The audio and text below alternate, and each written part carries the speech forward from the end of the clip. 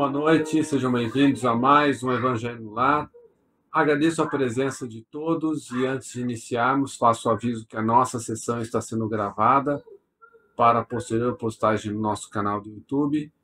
E antes de iniciarmos, peço que me acompanhem na leitura do livro Agenda Cristã. Vou compartilhar minha tela.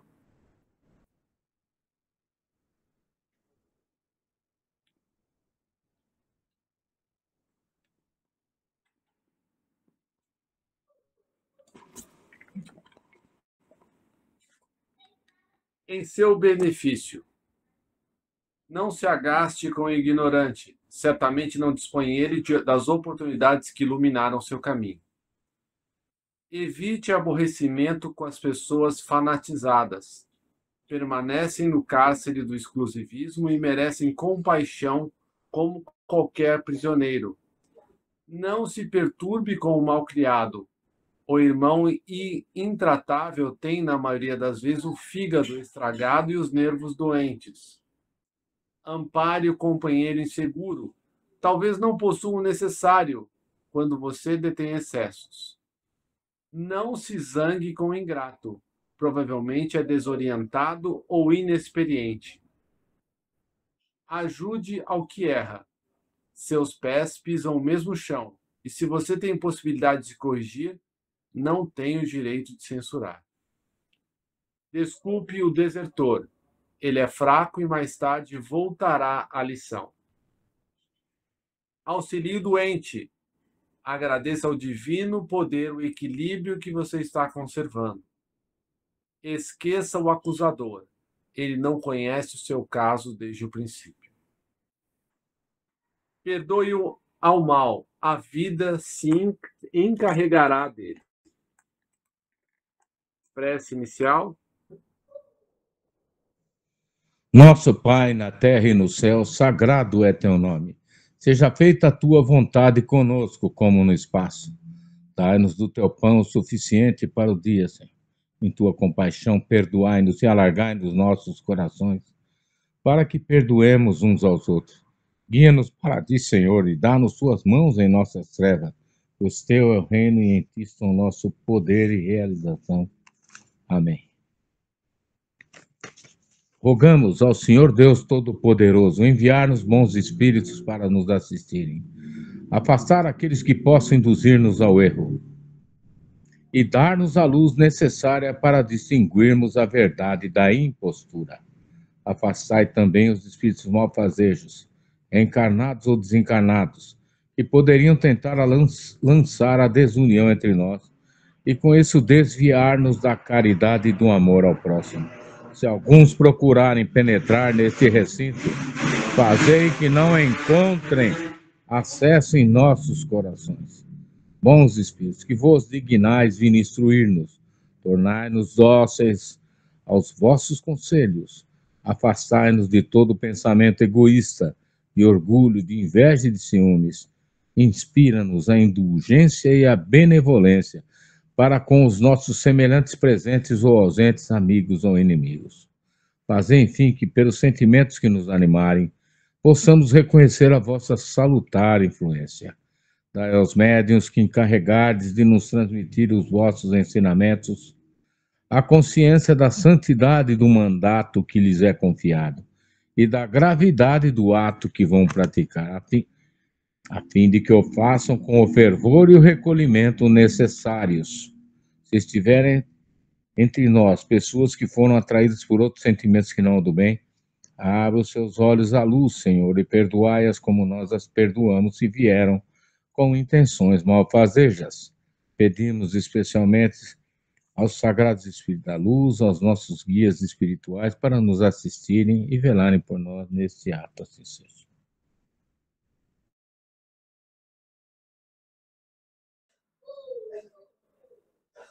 Obrigado, Rubem. Vamos então ao tema da noite.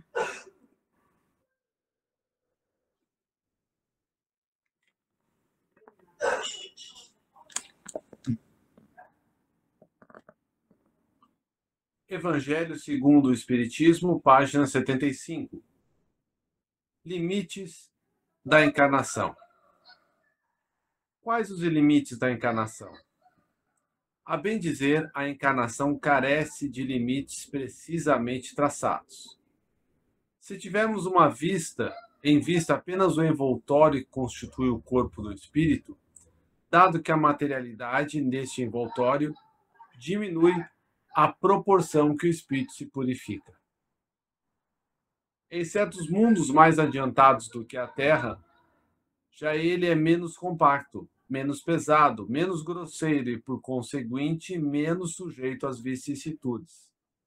Em grau mais elevado, é diáfano e quase fluídico. Vai desmaterializando-se de grau em grau, acaba por se confundir com o perispírito. Conforme o mundo em que é levado a viver, o espírito reveste o invólucro apropriado à natureza desse mundo. O próprio perispírito passa por transformações sucessivas. Torna-se cada vez mais etéreo até a depuração completa, que é a condição dos puros espíritos.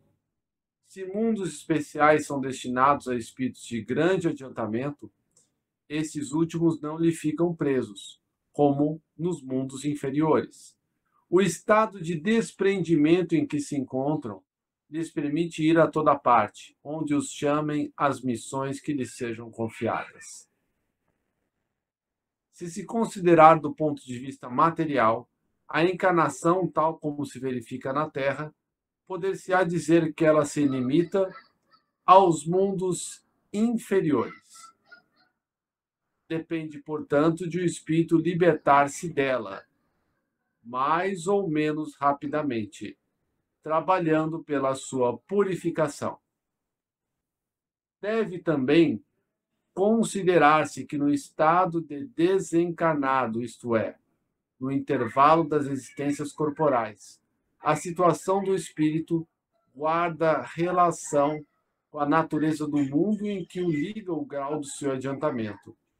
Assim, na erraticidade, ou seja, no plano espiritual, ele é mais ou menos ditoso, livre ou esclarecido, conforme está mais ou menos desmaterializado. São Luís. Comentários? Fred,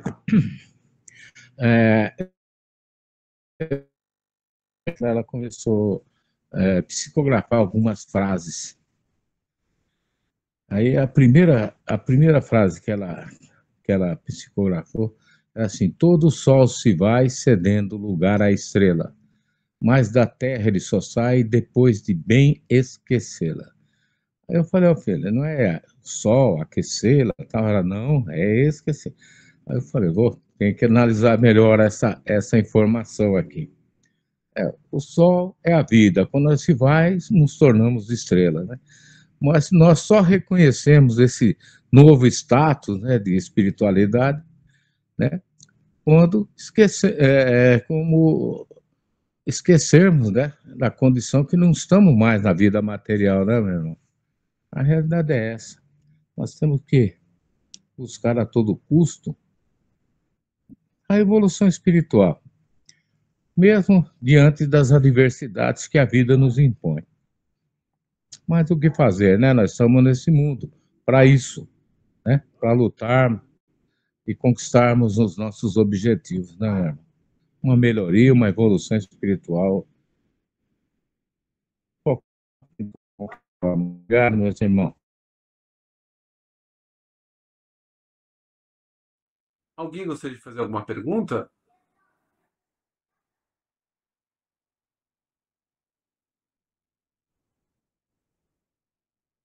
Não, Fred, obrigado.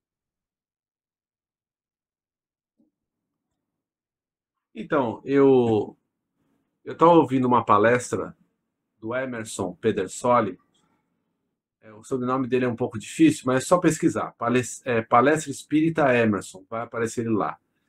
E ele estava falando sobre um antigo traficante da década de 80 e 90, chamado Escadinha, que ele foi muito famoso. Inclusive, ele, na época que não tinha celular, ele conseguiu organizar um resgate para ele de helicóptero, ele conseguiu fugir de Bangu 1, que é uma penitenciária de segurança máxima, e ele foi recapturado logo depois. E depois disso, ele pediu uma Bíblia e começou a fazer serviços na penitenciária, diversos. Começou a interpretar os textos da Bíblia para os seus companheiros. E depois de um tempo, ele passou só a dormir na penitenciária. Então, ele saía às 8 horas da manhã e voltava às 6 horas da tarde. E nisso ele organizou uma associação de taxistas. Depois, ele fundou um lar para crianças abandonadas, né, em que os pais eram criminosos como ele e que foram mortos, foram assassinados. Enfim, em 2004, ele acabou sendo assassinado também. E nessa época, década de 80, 90, estava uma discussão sobre a pena de morte. Então, se a pena de morte tivesse sido aprovada, ele provavelmente teria entrado aí na lista, né? E não teria dado tempo para ele se emendar. Então, tudo isso para falar o quê? Vamos pegar o caso dele, né? Um criminoso que se arrependeu aí da sua vida de crimes e passou a fazer o bem. E aí eu trago assim para a nossa realidade, né? O quanto nós nos esforçamos para mudar. Ele, sem dúvida, fez um esforço muito grande para mudar. Mas eu falo por mim quando eu falo nós. Mas eu vejo assim as minhas dificuldades de às vezes mudar só um pouco, de ser um pouco mais tolerante, de ser um pouco menos egoísta, um pouco menos orgulhoso. E eu vejo como isso muitas vezes é difícil para mim. E o objetivo da reencarnação é justamente esse. É a nossa melhora moral, espiritual.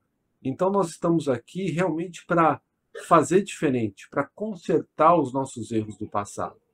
Eu não quero dizer com isso que, né, em alguns anos que ele fez o bem, que todo o passado dele de maus atos estaria perdoado. Não é isso. Mas ele fez um movimento em direção ao bem. E por isso, o céu, né, os nossos amigos espirituais superiores, eles entram em festa, porque, né, imagina uma pessoa que fez muito mal começar a fazer o bem. Comentários? Fred, eu me recordo da recaptura dele, tá? Eu lembro que ele falava para os jornalistas, como que é? A minha fuga foi cinematográfica, com muita simpatia, tá?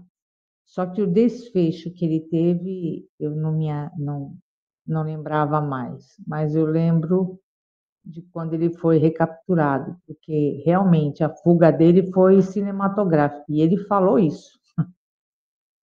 Mas, no fundo, ele talvez... Não, ele teve um coração bom de quando saiu de lá, conforme você falou, que eu não sabia mais dele. Ele fez boas obras, né?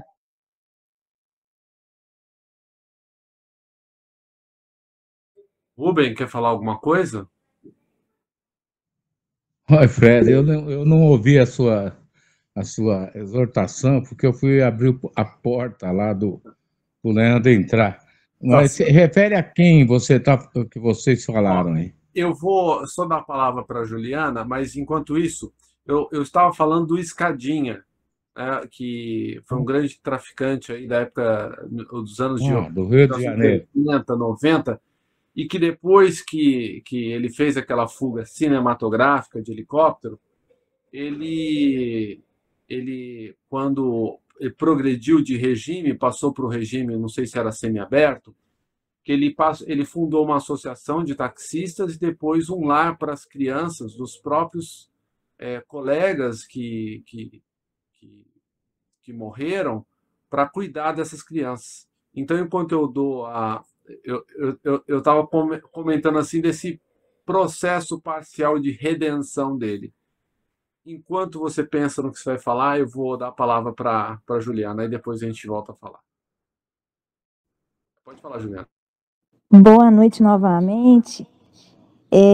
Bom, eu sou advogada, né? Apesar de não lecionar, não militar na área penal, eu lembro da época da faculdade, quando a gente estuda sobre as funções da pena e também a discussão da questão da pena de morte, né? Que todo aluno, né, todo estudante de direito entra convicto de que a pena de morte ela é o melhor caminho, e a gente consegue desconstruir isso na faculdade de direito, né? É um caminho bem interessante. E uma das funções da pena, sem dúvida, é a ressocialização do preso, né? E, infelizmente, a gente não tem essa ressocialização de uma forma muito eficaz, porque o nosso próprio sistema penal, né? Existe uma série de questões aí que fazem com que isso se torne muito difícil de ser alcançado. Mas eu nunca tinha parado para pensar como que essa questão da evolução espiritual estava intrinsecamente ligada à ressocialização, né? E, sem dúvida, a questão da pena de morte, ela não só, o fato da gente não ter a pena de morte, por exemplo, somente em situação de guerra declarada, né, que o Brasil pode ter a pena de morte, mas a gente diz que, em geral, ela não é admitida. Mas, sem dúvida, a gente evita tanto a execução de pessoas inocentes, né, uma coisa que a gente aprende na faculdade, como também a gente possibilita essa evolução espiritual, né. Então, realmente, é interessante pensar por esse lado, muito interessante. Eu gostei dessa história aí de escadinha, não conhecia. Obrigada. Olha, Fred, obrigado pela sua a questão. Pode falar. Todos os detentos no sistema penal, eles são chamados de reeducandos. Nunca se chama o indivíduo preso ou algum termo pejorativo. O pessoal responsável por cuidar desses indivíduos aí que estão reclusos, os chamam de reeducandos. Mas, na verdade, como disse, eu não sei se foi Dostoiévski ou Tolstói que disse, você quer analisar um nível de evolução de uma sociedade, visite seus cárceres. Não é? É ali que nós vamos ver a desumanidade num grau super elevado. Isso se o indivíduo estiver cumprindo pena nesses países aí, tido como comunistas, ou do terceiro mundo, etc. E tal, né? De fato, nós vamos demorar muito para ressocializar os indivíduos encarcerados pelo sistema.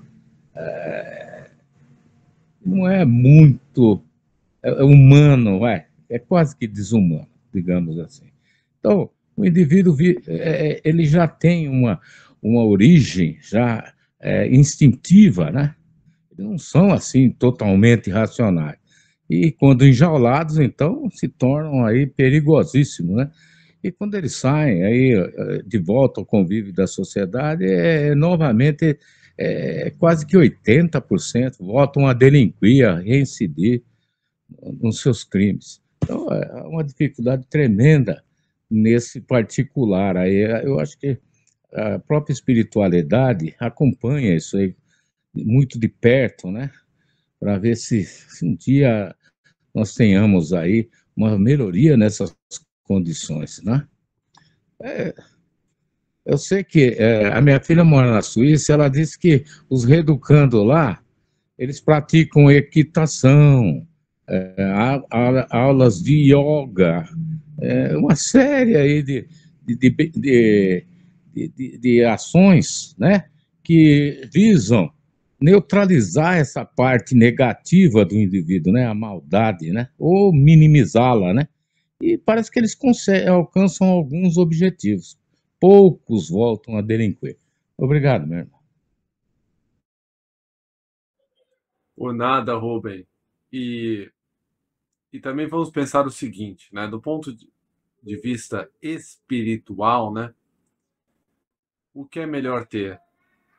Alguém encarcerado, uma prisão aqui na Terra, mesmo que com chances remotas de ressocialização, como no caso aqui das nossas estatísticas no Brasil, ou alguém que perdeu o corpo físico e agora está livre como espírito para intuir outros a praticar o mal. Então, antes de conhecer o espiritismo, nós temos a impressão que o melhor é acabar com a vida física daquele que é o criminoso. Mas ele estando livre como espírito, ele pode intuir muitos outros a praticar crimes. Então, melhor que ele esteja numa prisão, ainda que com poucas chances de se ressocializar, do que solto por aí para intuir outros. Esse é um dos lados que o Espiritismo nos apresenta. Porque todos nós recebemos influências espirituais de acordo com as nossas vibrações. Então, alguém que se presta ao crime receberá as influências de espíritos desencarnados que são criminosos, que não se alteraram. Então, veja, olha que interessante, né? Ele, né, um criminoso importante, altamente inteligente, porque para você planejar uma fuga, uma prisão de segurança máxima, numa época que não tinha celular, né? Tanto que os guardas do presídio nem sabiam o que estava acontecendo. O helicóptero não chegou a tocar o chão. Ele saiu correndo, pulou, se agarrou no helicóptero e foi embora. Então, algo assim demonstra assim a inteligência que ele tinha. E que bom que a partir ele estava pronto, né, para mudar de lado, para fazer o início da sua caminhada para o bem, né, a partir da leitura da Bíblia. Então ele foi encontrando combustível para ir se modificando, né? E ele viu que quantos que estavam na mesma vida que ele, né, iam embora e os filhos ficavam abandonados, né? Porque o auxílio reclusão só tem aquele preso que tinha qualidade de segurado no INSS. Então, o auxílio reclusão não é para todos, tá? Então, eu acho muito interessante isso. Isso nos mostra que a gente não tem o direito de julgar os outros.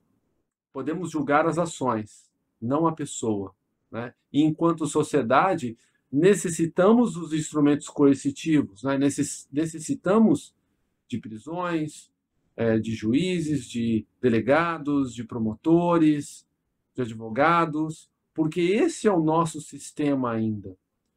Como já foi muito mais atrasado há 100, 200 anos atrás, 500, 1000 anos atrás, né? Então estamos evoluindo. E não é possível nós avaliarmos, né, como estaremos daqui 100, 200, 300 anos, ainda mais no ápice da transição planetária que estamos vivendo hoje, em que os maus estão tendo as suas últimas oportunidades, né? Por isso que parece que o mal aumenta, né? E quando Kardec perguntou aos espíritos, né, naquela época, 1850 e alguma coisa, por que o mal parece imperar, né? os bons são tímidos e o mal é audacioso. Então, que nós possamos ser audaciosos também, para que o bem possa prevalecer. Comentários finais? Fred, o Código Penal Militar prevê mesmo a pena capital. E nós vemos que nos países ainda em que ela é aplicada, não há redução de crime. O que nós temos, eu tenho de conhecimento, porque eu entrei na polícia, ainda havia terrorismo, é que pena mais severa inibe o crime. Por exemplo, na época da repressão, que eles falam aí, que é a época de ditadura, havia muito roubo a banco, perpetrados por essas organizações aí, né? MR8, VPR, essa gente aí. E a lei foi modificada e impuseram a prática desse crime a pena de 30 anos sem direito a qualquer benefício. O crime de roubo a banco praticamente desapareceu. Com o advento da democracia, ele voltou a se tornar um crime comum, que previa de 5 a 7 anos, entendeu? De prisão. Houve uma coisa impressionante, né? A incidência foi tremenda desse crime. Então, o que eu acho é que os indivíduos são apenados aí com 100 anos. Eu tenho muitos casos que eu conheço, mas o cara não cumpre mal 10, 15 anos, 20 anos. Ele já está aí de volta à sociedade. São indivíduos de má índole, crápulas, né? Que não vão, de forma alguma, deixar de incomodar a sociedade, né? De uma forma muito perigosa, né? E, às vezes até catastrófica, aí, quando se reúnem aí em bandos, né? O que nós podemos fazer? Esse é o mundo que nós vivemos, infelizmente. Nós não temos um poder para solucionar isso aí. Nós estamos pela misericórdia de Deus. Obrigado, meu irmão. Mais alguém gostaria de falar antes de fazermos as nossas vibrações? Só falar uma coisa aqui, Fred, que você levantou a questão, né, desses espíritos que desencarnam nessa condição, né, de marginalidade, ter essa situação de liberdade para obsediar os outros que estão aqui encarnados. Aí eu fiquei pensando também no trabalho que esse espírito que desencarna nessa situação dá para a espiritualidade para depois fazer todo um planejamento reencarnatório, né? Que também tem que ser todo preparado, né? Porque esse espírito que desencarna nessa condição, a gente sabe que é bem complicado, né?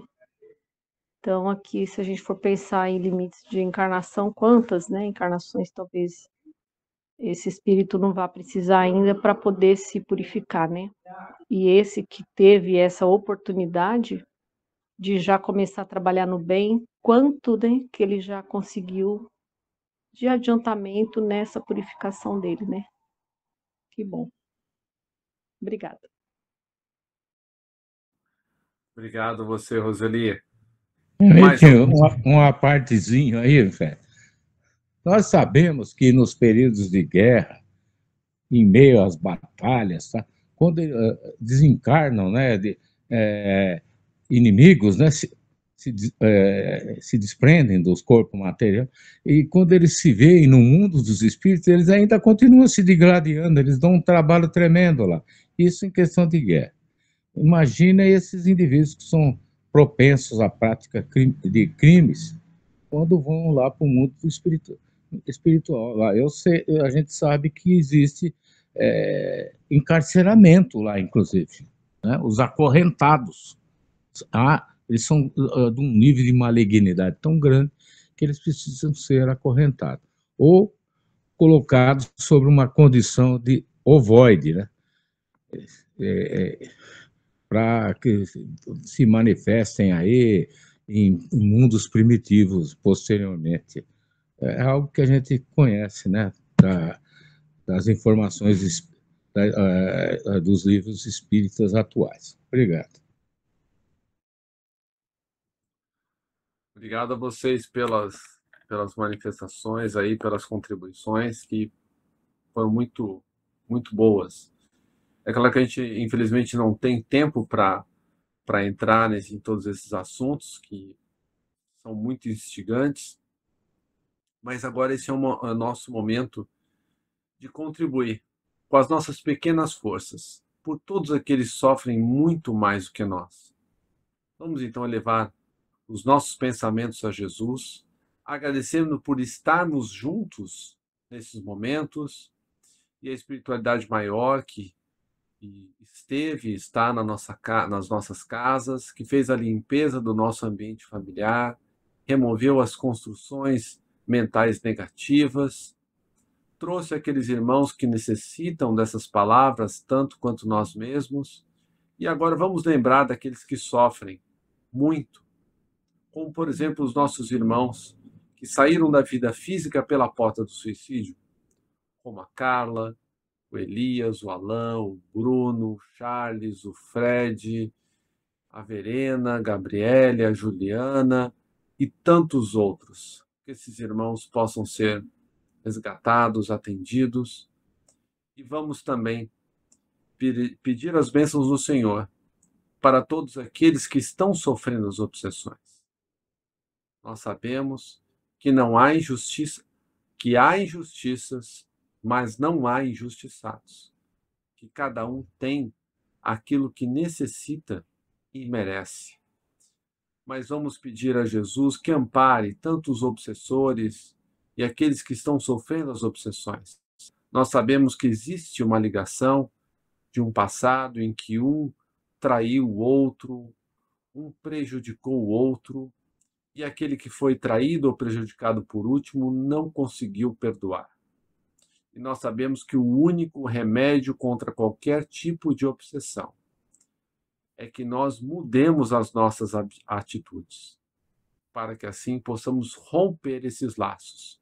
Então vamos pedir que esses irmãos que estão no plano espiritual, em grande sofrimento, possam ser encaminhados, possam ser convidados a novos recomeços. Vamos também agora pensar naquelas pessoas que nos vêm à mente neste momento.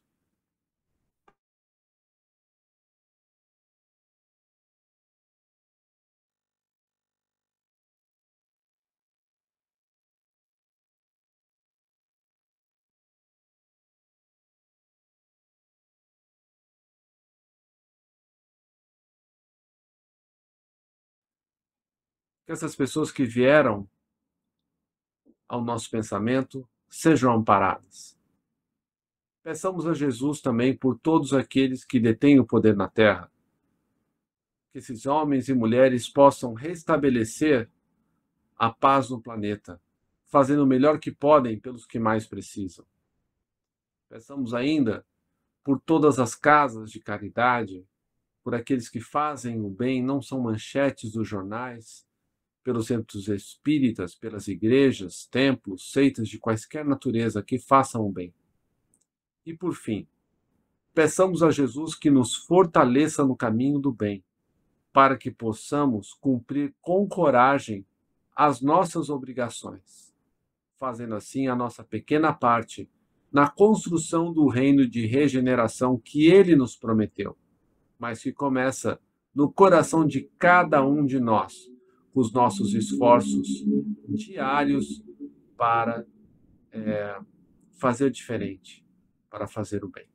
Que assim seja, graças a Deus e graças a Jesus. Agradecemos aos bons espíritos que vieram comunicar-se conosco.